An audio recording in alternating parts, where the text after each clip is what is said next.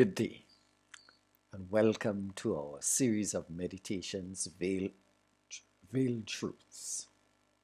I am the Rev Nathan, and I'm the minister of the Whole God AME Zion Church in Jackson and St. Michael on the island of Barbados. Thank you for joining us. We are looking at the parables of Jesus Christ. We note that these parables are stories that illustrate a truth and that Jesus used this first century literary form in his teaching of his disciples and the ordinary folks. Some, of course, would get the meaning right away and others would need Jesus to interpret. Today, we are looking at the fifth installment on the parable, The Rich Man and Lazarus. That is found in Luke chapter 16, verse 19 through to 31. And I'm reading a few of those verses. The time came when the beggar died, and the angels carried him to Abraham's side. The rich man also died and was buried. In Hades, where he was tormented, he looked up and saw Abraham far away, with Lazarus by his side. So he called to him, Father Abraham, have pity on me, and send Lazarus to dip the tip of his finger in water and cool my tongue, because I'm in agony in this fire.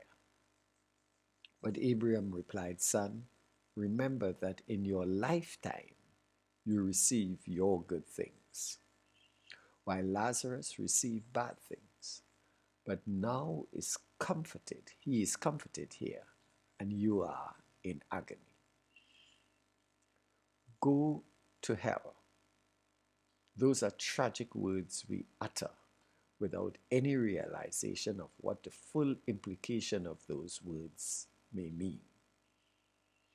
We are given a peek into a tormented scenario in the constructed symbolism called a parable. A man is in hell having a conversation with Abraham, who is afar off, who holds a key role in heaven. In this dread and absurd conversation, this man who once was rich and privileged is now estranged and in a place of agony and torment.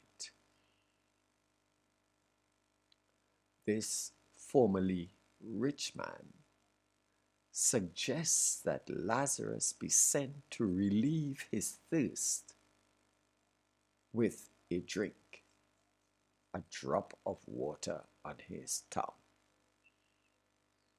He is informed by Abraham that this is not the time nor the place for these privileged requests. This is the first time we are alerted to the fact that the rich man is even aware of Lazarus, and even reveals that he knows him by name.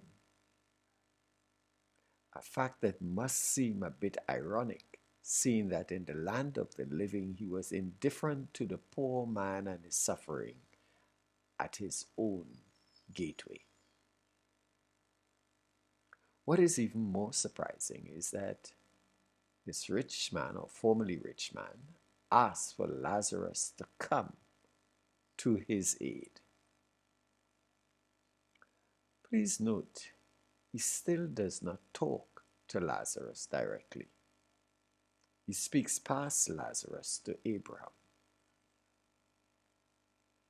Abraham lets this formerly rich man know that there is a clear demarcation line that separates the two places and implies that they have both received the rewards of the life they have lived on the earth. Abraham then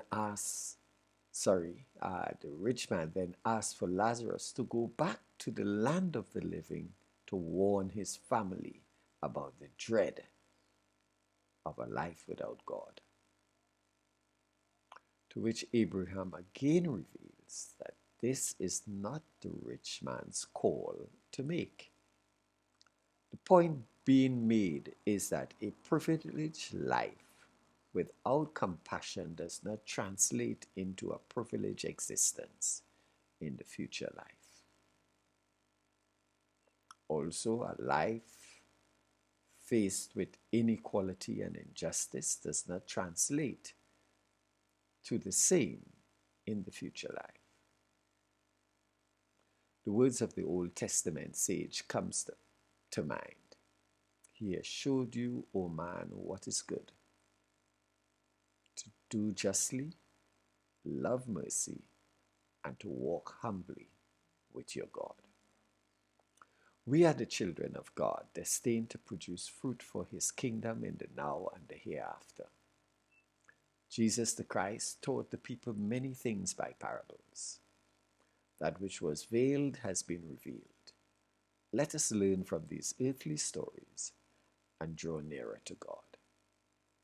May God open our minds to understand his will, open our eyes to see his doings, open our ears to hear his bidding, open our hands to receive his blessings, and open our hearts to love his children.